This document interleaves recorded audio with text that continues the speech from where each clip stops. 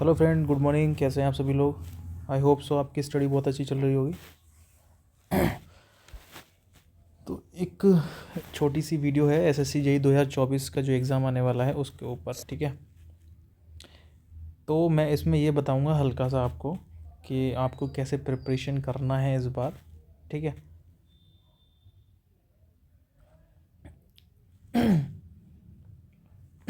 मेरा नाम तो आपको पता ही होगा,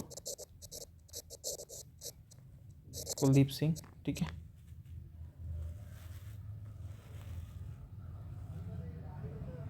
मैं अभी BRO जेई की पोस्ट पर भी वर्क कर रहा हूँ, तैनात हूँ उस समय, ठीक है। तो थोड़ा बहुत टाइम मिलता है वीडियो बनाने का, तो मैं शाम को अपलोड कर देता हूँ। रात में थोड़ा सा टाइम मिल जाता है पढ़ने का, उसी में आपके लिए टॉपिक तैयार करके वीडियो बना के डाल देता हूँ, ठीक है। देखिए, 2024 के एग्ज़ाम में ओनली 5 मंथ्स रह गए हैं, ज़्यादा टाइम नहीं होता, 5 मंथ्स, ठीक है ना। तो इसमें आप लोग बिल्कुल भी ये मत सोचिए कि बाद में पढ़ लेंगे, बाद में कुछ नहीं होता, ठीक है। इसलिए अभी से ही पढ़ते रहिए, पढ़ते रहिए, पढ़ते रहिए। मैं लगातार आपके लिए जीएस की टॉपिक्स के ऊपर वीडियो डाल रहा हूँ, ठीक है। और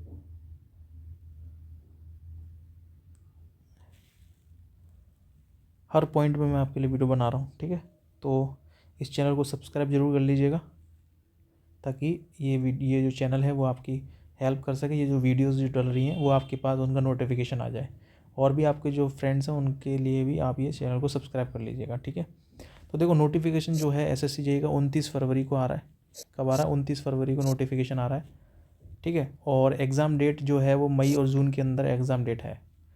प्री और मेंस दोनों की आपको प्रैक्टिस करनी पड़ेगी, क्योंकि प्री भी ऑब्जेक्टिव है और मेंस भी ऑब्जेक्टिव है, ठीक है। तो टेक्निकल तो आपको दबा के पढ़ना है। मेंस के लिए आपका जो टेक्निकल आएगा वो स्टेटमेंट वाइज क्वेश्चन आ रहे हैं, ध्यान रखना, स्टेटमेंट वाइज क्वेश्चन आ रहे हैं। और लगभग इस बार 20 न्यूमेरिकल आए थे। ऐसा ही अगली बार होगा, अगली बार 20-25 न्यूमेरिकल ही आएंगे, ठीक है। और न्यूमेरिकल के जो सब्जेक्ट हैं, जैसे कि आरसीसी से न्यूमेरिकल है ना, और इरीगेशन से न्यूमेरिकल, वो हम लोग सब डिस्कस हम लोग कर लेंगे, ओके। तो आप उसकी टेंशन ना लें, वो तो मैं देख लूँगा, वो मैं आपके लिए बताता रहता हूँ। तो इस बार जो क्वेश्चन हुआ था, मेंस का क्वेश्चन आया था, उसमें सॉइल के 10 क्वेश्चन आए थे। कितने क्वेश्चन आए थे? 10 क्वेश्चन सॉइल के आए थे। और एफएम और ओसीएफ और एचएम हाइड्रोलिक मशीन से 11 क्वेश्चन आए थे। ध्यान रखना, 10 और 11 देखो कितने हो गए, 21 क्वेश्चन तो इसी से ही हो गए। और एक क्वेश्चन 3 नंबर का था, कितने हो गए? 21 गुणा 3, 63 नंबर का तो यहीं से हो गया आपका, ये सॉइल से और एफएम ओसीएफ और एचएम से इस बार मेंस के अंदर। और सर्वेइंग के अंदर 12 क्वेश्चन आए थे, सोम के अंदर 4 क्वेश्चन आए थे, ठीक है। तो मेन तो आपके टॉपिक सॉइल हो गया, एफएम हो गया, ओसीएफ हो गया, और आपका सर्वेइंग हो गया, ठीक है। यहीं से क्वेश्चन सबसे ज़्यादा आ रहे हैं। और सोम से 4 क्वेश्चन आए थे, जो बिल्डिंग और एक बेंडिंग मूवमेंट का क्वेश्चन आया था, ठीक है। और एक क्वेश्चन आया था कि आपकी कैंटिलीवर बीम दे रखी है और इस तरीके से लोड लग रहा है, तो स्लोप की वैल्यू पूछी हुई थी, स्लोप निकलवा रहा था, ठीक है। यहाँ पे स्लोप पूछा था, डिफ्लेक्शन नहीं पूछा था, स्लोप पूछा था। बीएमसी और कंक्रीट से 14 क्वेश्चन थे। कितने? 14 14 इंटू 3 कितने हो गए? 42 नंबर का तो बीएमसी से ही आया था मेंस के अंदर, समझ रहे हो। तो हाई वेटेज क्वेश्चंस कहाँ से उठा रहा है? बीएमसी और कंक्रीट से क्वेश्चन ले रहा है ना, एफएम से क्वेश्चन ले रहा है, सॉइल से क्वेश्चन ले रहा है। तो ये कितने हो गए? लगभग 105 नंबर का तो यहीं से हो गया आपका, एफएम से, सॉइल से और बीएमसी से। इन 3 सब्जेक्ट से 105 नंबर का तैयार हो गया आपका, ठीक है। और हाईवे से आपके 7 क्वेश्चन यहाँ से लिए हैं, 21 नंबर यहाँ से लिया है। और लगभग 33 नंबर का इरीगेशन आया है इस बार। और इन्वायरमेंट 27 नंबर का इन्वायरमेंट है। और 12 नंबर का स्टील पूछा है इस बार मेंस में। और 27 नंबर का आरसीसी से क्वेश्चन आए हैं। और 27 नंबर एस्टिमेशन कॉस्टिंग से आए हैं। तो ये आप देख सकते हैं हाई वेटेज वाले कौन कौन से सब्जेक्ट्स हैं आपके जो इस बार आए हुए हैं क्वेश्चन, ठीक है। वो बता रहा हूँ आपको। मेंस के अंदर, टेक्निकल के अंदर क्या है, जीएस भी फैक्टर होता है, रीजनिंग भी फैक्टर होता है उसमें। तो रीजनिंग तो बच्चे कर ले जाते हैं, जीएस में बच्चे रह जाते हैं, कभी कभी रीजनिंग भी नहीं कर पाते बच्चे, है ना। तो उसकी आप लोग प्रैक्टिस अभी से ही करते रहिए, रीजनिंग की प्रैक्टिस अभी से करे हुए तो आपके लिए बेहतर होगा भाई, ठीक है ना। यहाँ फैक्ट, इस चैनल पे मैं आपको फैक्ट बात बताता हूँ एसएससी जेई से रिलेटेड। देखो सॉइल मैकेनिक्स में कहाँ से क्वेश्चन आए थे ये भी मैंने लिखा है। कंसोलिडेशन से क्वेश्चन आए थे सॉइल मैकेनिक्स में। अनड्रेन्ड सीयर स्ट्रेंथ से क्वेश्चन आए थे। न्यूमेरिकल भी आ सकते हैं कंसोलिडेशन से, ठीक है। श्रिंकेज लिमिट पूछी थी, श्रिंकेज लिमिट वही वाटर कंटेंट पूछा था। At a shrinkage limit the volume should be constant, ठीक है। पाइल ड्राइविंग से क्वेश्चन आए थे। सॉइल कॉम्पेक्शन से क्वेश्चन दिए थे। और एक्टिव अर्थ प्रेशर और मतलब पैसिव अर्थ प्रेशर से क्वेश्चन आया था। और रिटेनिंग वॉल से क्वेश्चन आया था, कंटिन्यूस और रिटेनिंग वॉल। सॉइल क्लासिफिकेशन से क्वेश्चन आया था। परमेबिलिटी से क्वेश्चन आया था। और सीड पाइल से क्वेश्चन है। यहाँ से ये टॉपिक्स हैं जो कि आपके क्वेश्चन एग्जाम में देखने को मिल रहे हैं, ठीक है।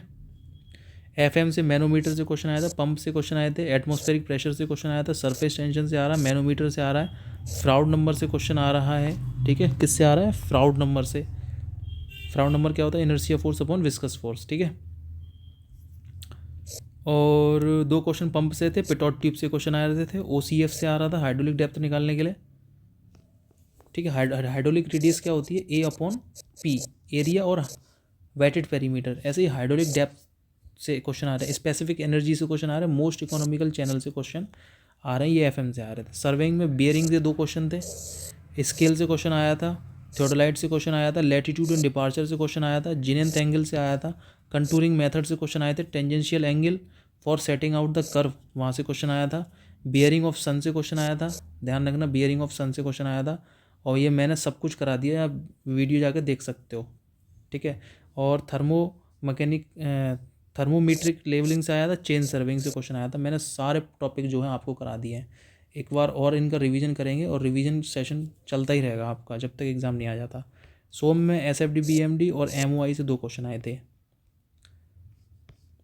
मूवमेंट ऑफ इनर्शिया निकाला। बीएमसी कंक्रीट में से आपका सुपर प्लास्टिसाइजर से, सीमेंट से क्वेश्चन आया था, है ना। Movement of inertia of timber, veneers, apparatus, Vicat apparatus से क्वेश्चन आया था। कॉस्ट सीमेंट से क्वेश्चन तो आते ही हैं। कॉस्ट ऑफ सीमेंट निकालने के लिए, है ना। प्रैक्टिस ऑफ बोर्ड एफ्लोरेंसिस से क्वेश्चन आया था।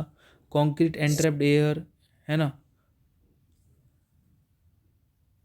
एंडोजीनियस ट्री से क्वेश्चन आया था। अंडर वाटर कॉन्क्रीटिंग से क्वेश्चन आया था। एनिमल पेंट से क्वेश्चन आया था। बैम्बू से क्वेश्चन आ रहे हैं। तो इस तरीके से क्वेश्चन आपके आ रहे हैं, ठीक है। और रेलवे से परमानेंट वे, गेज ट्रैक, है ना, यहाँ से क्वेश्चन आ रहा है ना। कंटिन्यूस वेल्डेड ट्रैक से क्वेश्चन आ रहा है। यही ब्रॉड गेज की लंबाई कितनी होती है ना, कितनी होती है? लगभग 13 मीटर की होती है ना। एक होता है मीटर गेज, लगभग 12 मीटर की होती है। इस तरीके से क्वेश्चन पूछ रहे हैं। और आपका ब्रॉड गेज की डिस्टेंस कितनी होती है? 1.67। इस तरीके से क्वेश्चन पूछा जा रहा है आपसे, है ना। इरीगेशन से आपका टाइप्स ऑफ इरीगेशन से, चेक डैम से क्वेश्चन पूछा है। टाइप ऑफ प्रेसिपिटेशन नहीं होता है, ओरोग्राफिक प्रेसिपिटेशन, है ना। इस तरीके से ड्यूटी ऑफ क्रॉप से क्वेश्चन पूछना है। 2 क्वेश्चन ड्यूटी ऑफ क्रॉप से पूछे थे। कितने क्वेश्चन पूछे थे? 2 question. Electric conductivity, Dickens formula, Symons rain gauge से क्वेश्चन पूछा। लेवल क्रॉसिंग से पूछा है। स्टेबिलिटी ऑफ ग्रेविटी डैम से क्वेश्चन पूछा है। स्टेबिलिटी ऑफ ग्रेविटी डैम और ग्रॉस कमांड एरिया से क्वेश्चन पूछ लिया। इन्वायरमेंट इंजीनियरिंग में value in distribution system, municipal solid waste, sound wave, sewage, air pollution, chimney height, है ना। सॉलिड वेस्ट मैनेजमेंट, यहाँ से क्वेश्चन उठा रहा है वो। स्टील में आपका ISMB 300, IS कोड 800 से क्वेश्चन स्टील कॉलम बकलिंग से क्वेश्चन पूछा है। कंप्रेशन मेंबर से पूछा है। स्लेंडरनेस रेशियो से क्वेश्चन पूछ रहा है। हाईवे इंजीनियरिंग में पेवमेंट डिज़ाइन से क्वेश्चन पूछता है। और pedestrian type of conflicts of warning sign से भी क्वेश्चन पूछ रहा है। RCC में IS 456 हुक लेंथ से क्वेश्चन पूछा है, कितनी हुक लेंथ होती है ना। और सीयर डिज़ाइन से क्वेश्चन पूछा है। Shear strength of RCC beam से क्वेश्चन पूछा है। रिटेनिंग वॉल और dissolved salt concentration, MOR, movement of resistant और डिफ्लेक्शन से क्वेश्चन पूछ रहा है। एस्टिमेशन एंड कॉस्टिंग की बात करी जाए तो सेंटर लाइन मेथड पूछा है। स्क्रैप वैल्यू पूछा है। स्क्रैप वैल्यू निकाल दो, है ना। रिकॉर्ड एंड रिसिप्ट के बारे में, कॉस्टिंग के बारे में, मेजनरी एक्टिविटी और रिपेयर वर्क्स के बारे में पूछा है, ठीक है। तो यहाँ से क्वेश्चन आपके पूछ रहे हैं। ये तो हो गया पूरा खाका। अब आपको तैयारी कैसे क्या करनी है, पहले तो ये बताइए। आपको पता है इस बार प्री होगा, प्लस मेंस होगा, ठीक है, प्री और मेंस। देखो प्री की बात करें तो इसके अंदर आपका जनरल अवेयरेंस का पार्ट आ रहा है और इसके अंदर टेक्निकल का पार्ट आ रहा है और इसके अंदर रीजनिंग आ रही है। ये 50 नंबर, ये 50 नंबर और टेक्निकल आपका 100 नंबर, ठीक है। तो ऑब्वियसली टेक्निकल आपको पढ़ना ही पढ़ना है, लगभग 70 प्लस मार्क्स तो इसके अंदर गेन करने ही करने हैं। 60 से तो ऊपर ही रखना है स्कोर अपना, अगर अच्छा नंबर लाते हो। लगभग 45 प्लस मार्क्स रीजनिंग के अंदर रखना है और 20 प्लस मार्क्स इसके अंदर रखना है, तभी आपके अच्छे नंबर आ पाएंगे। CPWD लेना होगा इस बार तो, ठीक है। तो 70 प्लस 45 प्लस 20 कितने हो गए?